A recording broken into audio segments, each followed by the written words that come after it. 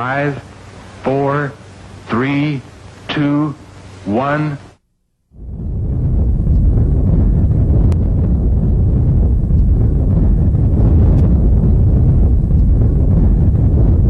In the dead silence of the morning, at 5:29:45 Mountain War time, the Jornada del Muerto was bathed in an intense flash of a light that man had only seen from the stars.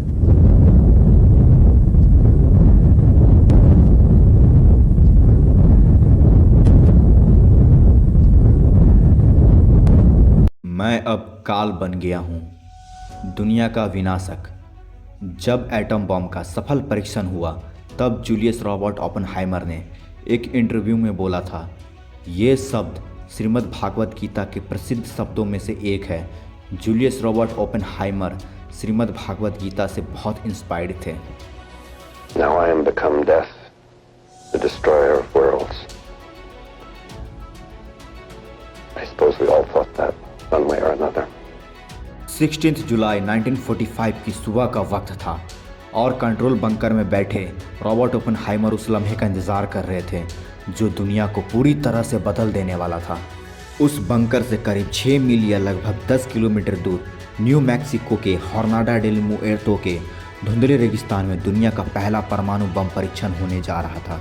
उस एटमी test का code name Trinity था। Manhattan project, ये वो दौर था जब दूसरा विश्व युद्ध शुरू हो चुका था। अक्टूबर 1941 में अमेरिका के विश्व युद्ध में शामिल होने से 2 महीने पहले अमेरिकी राष्ट्रपति फ्रैंकलिन रूजवेल्ट ने परमाणु बम बनाने के कार्यक्रम को मंजूरी दी। मई 1942 में नेशनल डिफेंस रिसर्च कमेटी के चेयरमैन जेम्स बी कॉनेंट ने ओपेनहाइमर को फास्ट न्यूट्रॉन की कैलकुलेशन करने के लिए बुलाया। कॉनेंट वही थे जो हार्वर्ड में ओपेनहाइमर के लेक्चरर थे। जून 1942 में अमेरिकी सेना ने परमाणु बम प्रोजेक्ट के लिए मैनहट्टन इंजीनियर डिस्ट्रिक्ट बनाया। सितंबर में जनरल लेस्ली ग्रॉप्स को मैनहट्टन प्रोजेक्ट का डायरेक्टर बनाया गया। उन्होंने सीक्रेट वेपन लैंप संभालने की जिम्मेदारी ओपेनहाइमर को सौंपी। ग्रॉप्स का ये फैसला हैरान करने वाला था। उसकी 2 वजहें थी। पहली ये कि ओपेनहाइमर वामपंथी विचारधारा से प्रभावित थे और दूसरा कि उसके पास इस तरह के बड़े प्रोजेक्ट को संभालने का कोई रिकॉर्ड नहीं था। लेकिन जनरल ग्रॉप्स इस बात को भली भांति जानते थे कि परमाणु बम बनाने के लिए ओपेनहाइमर जैसे वैज्ञानिक की ही ज़रूरत है। जनरल ग्रॉप्स ने ओपेनहाइमर में ऐसा कुछ देखा था जिससे बाकी लोग नहीं देख सके थे। बाद में ओपेनहाइमर और जनरल ग्रॉप्स ने फैसला लिया कि उन्हें एक सुदूर जगह पर रिसर्च लैब बनानी होगी। इसके लिए मैक्सिको के लॉस ऑलमोस को चुना गया। इस जगह तक पहुंचना आसान नहीं था क्योंकि रास्ता बहुत ही खराब था, लेकिन परमाणु बम के परीक्षण के लिए जगह काफ़ी सही थी। ओपेनहाइमर और उनकी टीम कई साल तक परमाणु बम बनाने पर काम करते रही। परमाणु बम बन तो गया और अब इसका परीक्षण करना बाकी था। परीक्षण के लिए 16 जुलाई 1945 का दिन चुना गया। ये परीक्षण न्यू मैक्सिको में अलामोगोर्डो के पास होना था। उस दिन ओपेनहाइमर बहुत नर्वस थे। 3 साल तक परमाणु बम पर काम करने के कारण उनका वजन घटकर 52 किलो रह गया था। जैसे जैसे धमाके का वक्त पास आ रहा था वैसे वैसे ओपेनहाइमर की शक्ल पर तनाव बढ़ता जा रहा था। आखिरकार जब धमाका हुआ तो सब कुछ धुंधला हो गया। 21 किलो टन TNT की ताकत वाला विस्फोट हुआ। इसका झटका 160 किलोमीटर तक महसूस किया गया। इस सफल परीक्षण के बाद ओपेनहाइमर ने बताया था कि ये विस्फोट इतना चमकदार था कि उसे देखकर उन्हें गीता का श्लोक याद आ गया।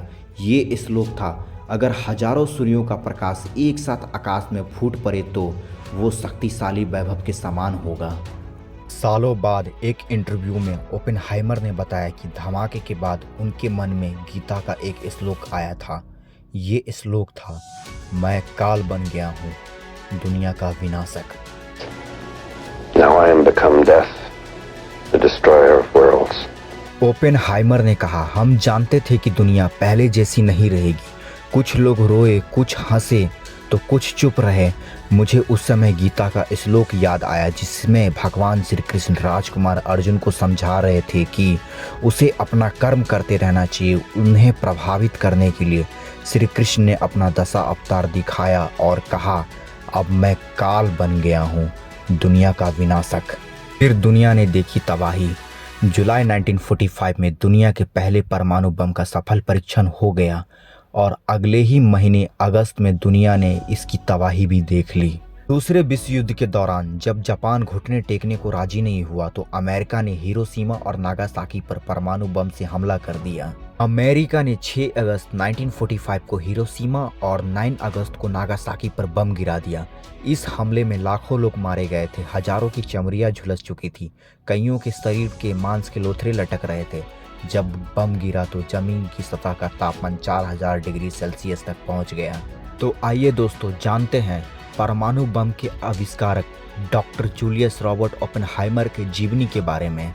रॉबर्ट ओपेनहाइमर का जन्म 22 अप्रैल 1904 को न्यूयॉर्क में हुआ था। वो जर्मनी से आकर अमेरिका में बसे यहूदी अप्रवासी के बेटे थे। ओपेनहाइमर परिवार का कपड़ों का कारोबार था, जिससे उन्होंने काफ़ी दौलत शोहरत कमाई। ओपेनहाइमर ने 1925 में हार्वर्ड यूनिवर्सिटी से केमिस्ट्री में बैचलर डिग्री हासिल की। इसके बाद 1927 में जर्मनी की गॉटिंगन यूनिवर्सिटी से फिजिक्स में पीएचडी की। पढ़ाई पूरी होने के बाद ओपेनहाइमर कैलिफोर्निया यूनिवर्सिटी के फिजिक्स डिपार्टमेंट में बतौर रिसर्चर जुड़ गए। आगे चलकर 1936 में वो यहाँ के प्रोफेसर बन गए। ओपेनहाइमर की कद काठी दुबली पतली थी। वो काफ़ी शर्मीले थे, लेकिन उनका दिमाग बहुत तेज था। उन्हें सिगरेट पीने की ज़बरदस्त लत थी। वो चेन स्मोकर थे। ऐसा कहा जाता है कि वो अक्सर डिप्रेशन में रहते थे, लेकिन वो काम में भी बहुत डूबे रहते थे। कई बार तो वो अपने काम में इस कदर डूब जाते थे कि खाना खाना तक भूल जाते थे। एक किस्सा, एक बार उनके एक दोस्त ने डिप्रेशन से उनका ध्यान भटकाने के लिए मजाक में कहा कि वो उनकी गर्लफ्रेंड से शादी करना चाहते हैं। इस प्रकार ओपेनहाइमर इतना गुस्सा हुए कि उन्होंने उनका गला दबाने की कोशिश की। ओपेनहाइमर जीवन भर डिप्रेशन में रहे। एक बार उन्होंने अपने भाई से कहा, मुझे दोस्तों से ज़्यादा फिजिक्स की ज़रूरत है। बताया जाता है कि परमाणु हमले के बाद ओपेनहाइमर आम लोगों से दूर रहने लगे। उन्होंने लोगों के बीच आना जाना कम कर दिया था। चेन स्मोकर होने की वजह से उन्हें गले का कैंसर हो गया था। 15 फरवरी 1967 को ओपेनहाइमर कोमा में चले गए। आखिरकार 18 फरवरी 1967 को 62 साल की उम्र में ओपेनहाइमर का निधन हो गया। मैं अब काल बन गया हूँ, दुनिया का विनाशक।